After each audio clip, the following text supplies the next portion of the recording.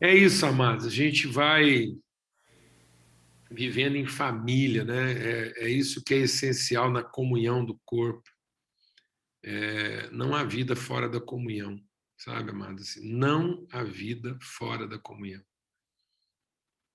Paulo diz que tudo que a gente faz sem discernir o corpo, sem discernir a comunhão, acaba no fim sendo maldição, acaba sendo morte. Ele diz que muitos de nós, muitos, né, da família, estão fracos, doentes e moribundos, estão morrendo no processo. E aí, quando ele fala de morrendo, ele não está falando de perder a salvação, não.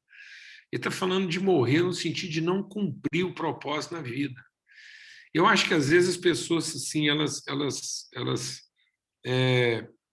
elas antecipam demais o futuro e com isso não discernem aquilo que é o nosso desafio hoje, né? Então, a questão de ir para o céu ou não, eu acho assim, eu creio tanto na fidelidade, na misericórdia de Deus, que isso é uma coisa que pode ser resolvida, às vezes lá assim, não é que alguém vai deixar para esse momento, né?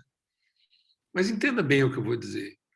O ladrão na cruz, ele acabou encontrando o céu no último momento da vida dele. Jesus falou: não, hoje mesmo você estará comigo no paraíso. E as pessoas pensam: bom, fantástico. Mas aí a gente pensa o seguinte: e a vida de bandido que ele viveu, né? Assim, quantas coisas, quanta gente ele feriu, quantas vezes assim, quantas pessoas ele machucou, quanta tristeza ele causou para a família dele, a mãe daquele moço ali, né? Então, uma coisa era a Maria vendo Jesus ser crucificado injustamente, outra coisa é a mãe daquele rapaz vendo ele ser crucificado justamente. Saber que ela educou o menino, amamentou, alimentou ele, agora estava ali morrendo como um bandido. Lógico que a mãe foi consolada de saber que ele ia para o céu, mas e assim, e uma vida toda, né, vivida sem propósito, sem sentido. Então nós precisamos resgatar o sentido do evangelho para a vida, né, e não para o céu, para que a gente possa encher a terra com a glória de Deus, para que a nossa vida faça sentido e que ao morrer a gente morra tendo certeza de que completou a carreira. Eu acho que essa é a coisa maravilhosa de Paulo, né? Paulo diz: olha, completei a carreira, cumpri meu propósito, guardei minha fé. Então, logicamente, que a gente quer ter certeza da eternidade com Cristo, a gente celebra a questão de na glória, estar com o Senhor. Amém. Né?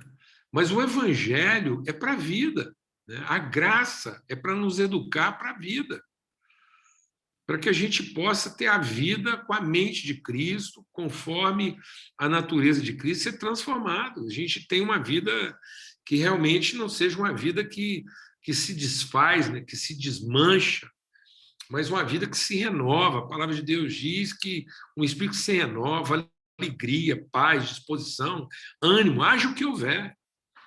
Não, então a gente não tem que viver a vida como está esperando ela acabar, ou como quem é surpreendido porque ela acabou. Né? Eu acho que é muito triste uma pessoa viver e, de repente, ele ser surpreendido porque a vida acabou. Ou então ele está tão desanimado que ele está esperando ela acabar. Nem uma coisa nem outra. A gente tem que viver a vida na sua intensidade, na sua plenitude, e sabedores de que ela está fazendo sentido, que ela está cumprindo o propósito, que outras pessoas estão sendo transformadas. É com essa alegria. A vida tem que ser vivida com essa alegria e com essa intensidade. E aí, Paulo, falando sobre isso, né, no capítulo 5 de 1 Tessalonicenses, ele diz: também exortamos vocês. E aí, Paulo está falando agora para nós. Ele está falando: olha, quer exortar? Exortar no sentido de encorajar. Essa exortação no sentido de encorajamento. Aqui vocês.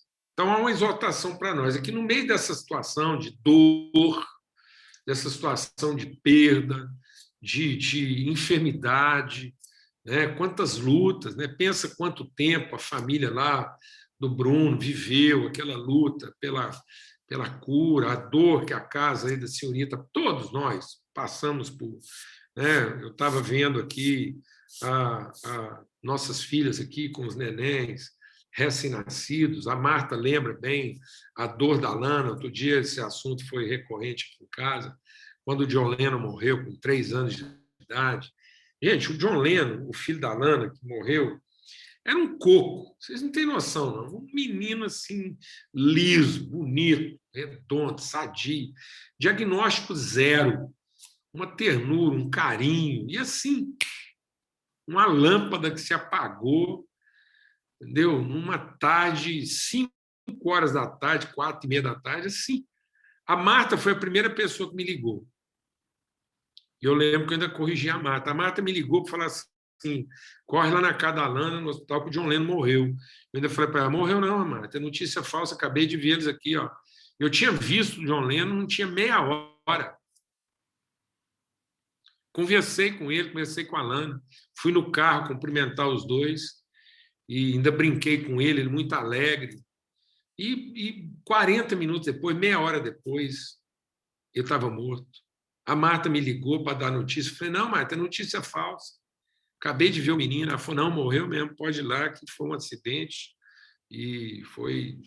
Né? Então, assim, então, muita dor. E a palavra de Deus diz: olha, nós que estamos aqui precisamos entender a vida nesse sentido.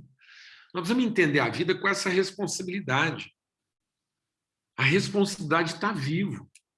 A responsabilidade de sermos colunas e esteio da verdade. De não nos colocarmos na posição de quem está iludido com a vida e nem também na posição de quem está desanimado com ela. Né? Mas nos colocarmos na posição de quem é responsável como filhos de Deus pela vida. Então, a gente compartilhou bastante sobre isso essa semana, nós que somos assim instruídos, então vamos receber essa demonstração de Paulo. Ele diz: então eu exorto vocês a que vocês orientem os que estão vivendo desorientados, consolem os desanimados, amparem os fracos e sejam pacientes com todos. Então, amados, a vida vai exigir de nós muita paciência. A vida é paciência. O amor, por isso que uma das primeiras definições de amor é paciência. E paciência não é tolerância, não é indiferença, não é uma ausência. Muita gente acha que é paciente porque ele é ausente, ele é indiferente, ele é passivo, né? É quase uma indolência, aquilo está fritando ali e ele não acha que é com ele. Isso não é paciência, isso é indiferença. Isso é frieza de alma. Paciência é engajamento. Paciência é compromisso. Paciência é disposição para a dor. Paciência é fidelidade. O amor é paciente porque ele é fiel. Ele não rompe o compromisso assumido. Por isso ele diz: sejam pacientes com todos. Tenham cuidado para que ninguém retribua aos outros mal por mal. Ou seja, não seja susceptível ao mal que está acontecendo. Não deixe tudo isso que está acontecendo no mundo ferir você, desorientar você, desanimar você ou enfraquecer você.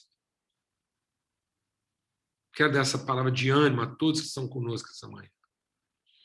Que tudo que está acontecendo, que todo esse mal que nos cerca, toda essa dor, tudo que está acontecendo, não nos afete a ponto da gente responder a essas coisas como quem reage. E aí a gente quer tratar um outro aspecto. Se paciência é fidelidade, amargura, impaciência, desânimo, fraqueza, desorientação, é lealdade. Então, muitas vezes, nós estamos sendo leais ao mal, em vez de sermos fiéis contra ele. Então, toda vez que eu respondo mal com mal, toda vez que o mal que me afeta me confunde, me abate, me desorienta, me faz desanimar, eu estou sendo leal. Eu estou respondendo o mal com outro mal. Então, a paciência é não responder o mal com o mal. É uma resistência ao mal. Por isso a palavra de Deus diz: não se canse de fazer o bem, mas vença o mal com a prática do bem. Então, a gente não pode se deixar vencer pelo mal, respondendo mal com mal. E às vezes a gente acha que responder mal com mal é fazer a mesma maldade que alguém fez conosco. Não. Mas é você, por exemplo, ficar amargurado quando alguém faz mal para você. Isso é responder mal com mal. Desanimado quando as coisas não acontecem do jeito que você esperava. Isso é responder mal com mal. Então, ofendido quando alguém não reconhece o seu esforço. Você está respondendo um mal com outro mal. Então, nós não podemos desanimar de fazer o bem e nós temos que vencer o mal com a prática do bem, com paciência.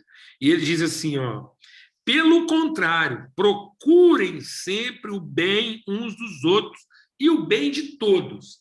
Então, nós temos que procurar o bem daqueles que estão ali na relação conosco e o bem de todo mundo. Esse é o nosso papel, amados. Enquanto nós estivermos nesse mundo, o nosso papel é sermos instrumentos do bem. Nós somos ministros da bondade de Deus. Deus é bom. E a bondade de Deus se revela nas relações. Não há bondade de Deus na solidão. Não há bondade de Deus no individualismo.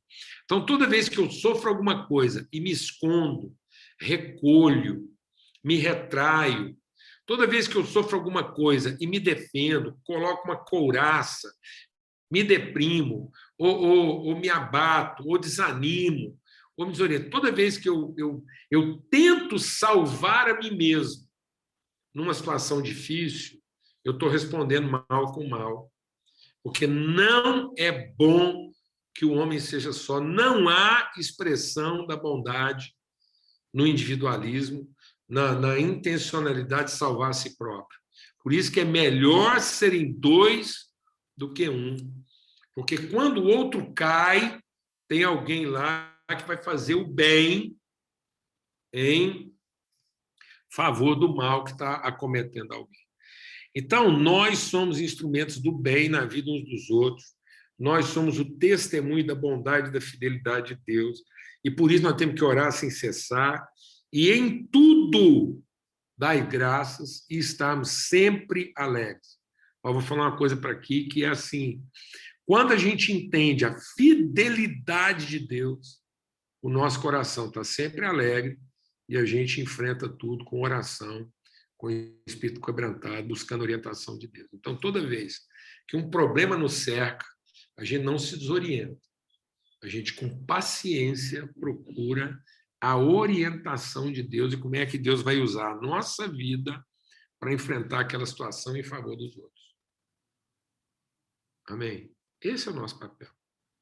Mas o dia que nós perdemos esse propósito, acabou o nosso tempo na Terra, vamos voltar para casa.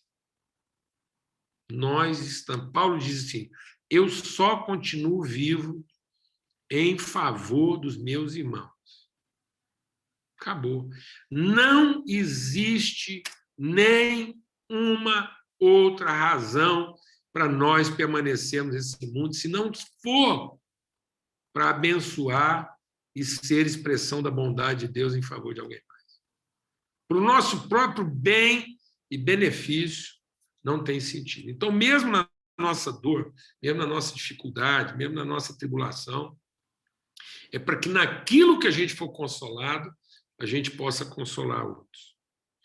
E aí ele diz, não apaguem o Espírito. E aonde está a luz do Espírito? Na comunhão. É o amor do Pai, a graça do Filho e a comunhão do Espírito. Então, toda vez que eu opto para clausura, toda vez que eu opto para o isolamento, para a solidão, Toda vez que eu viro as costas à comunhão e à relação, eu estou apagando o Espírito, porque o Espírito só opera na comunhão dos irmãos. Então, Deus não tem compromisso com o indivíduo, Deus tem compromisso com a relação. Por isso que Deus abençoa o indivíduo na relação. Fora da relação, Paulo diz, fora do corpo, fora da comunhão, não há bênção, só maldição. A bênção está na comunhão, no corpo, e nós sermos parte uns dos outros. Então, abstenham-se de toda forma de mal. E o mesmo Deus da paz os santifique em tudo. O espírito, alma e corpo de vocês sejam conservados íntegros, irrepreensíveis, na vinda de nosso Senhor Jesus Cristo. Fiel é aquele que os chama, o qual também o fará. Então, eu queria concluir essa palavra falando sobre isso. A paz de Cristo vem da convicção da fidelidade. E a fidelidade de Deus opera na comunhão. Por isso, nós temos que ser pacientes na nossa relação uns com os outros. E, em lugar de sofrer o mal e devolver o mal com o mal, seja qual for a situação, nós vamos vencer o mal pela prática do bem. Isso quer dizer o quê? Nós vamos buscar em nós aquilo que Deus colocou para sermos bênção em favor uns dos outros. Nós vamos estar o tempo todo procurando o bem uns dos outros e o bem de todos. E com isso, Deus vai nos dar condições. Presta atenção. Vamos ver aqui, ó. Colossenses 5. Deus vai nos dar condições para orientar os que estão confusos, consolar os que estão desanimados, suportar e amparar os fracos e ser paciente com todos. Então, que a fraqueza dos outros não te tire a paciência. Que o desânimo de ninguém te tire a paciência. E que a desorientação de alguém também não tire sua paciência. Que você, sendo paciente com todo mundo, paciente. O que é paciência? É você ter convicção da fidelidade de Deus. Onde a fidelidade de Deus vai atuar? Ela vai orientar você, ela vai dirigir você, ela vai abençoar você, para que, através da sua vida, o desorientado se oriente, o desanimado se anime e o fraco se fortaleça. Ponto. Isso é fidelidade de Deus. Então, você não está sendo leal à desorientação, ao desânimo nem à fraqueza. Você está sendo fiel para o desorientado, para o desanimado e para o fraco. O que é um fiel? O fiel é o prumo. Então, quando a parede entorta, o prumo não entorta com ela. O fiel é o esquadro, é a régua. Então, quando uma parede está torta, o esquadro vai lá e ele não muda. Então, o fiel é aquele que não muda, mas mantém o seu compromisso. Então, fidelidade é eu ter a paciência de não me corromper e ser para o outro a referência da fidelidade de Deus para a vida dele. É eu não sair do lugar. Então, uma pessoa desorientada não pode me tirar do lugar. Uma pessoa desanimada não pode me tirar do lugar. E uma pessoa fraca, sem entendimento, não pode me tirar do lugar. Então, nada vai me tirar do lugar de ter compromisso com as pessoas, de revelar o bem para elas, para que eu seja aquele que não cai quando o outro caiu. Então, a grande responsabilidade, às vezes a gente fica ofendido com quem caiu, né? Eu fico mais preocupado com quem foi derrubado, porque a palavra de Deus é que quando um cai, o outro tem que ficar em pé. Então, quem foi derrubado pelo que caiu tem mais responsabilidade do que quem caiu. Então, encontrou uma pessoa magoada, o magoado tem mais responsabilidade do que quem magoou. Um desapontado tem mais responsabilidade do que quem traiu. O traiu tem responsabilidade. Agora, quem se magoou da traição, mais responsabilidade ainda. O confuso tem responsabilidade. Mas quem se deixou confundir pelo confuso tem mais responsabilidade ainda. Porque responsabilidade tem quem não tinha caído e estava na posição de levantar o que caiu.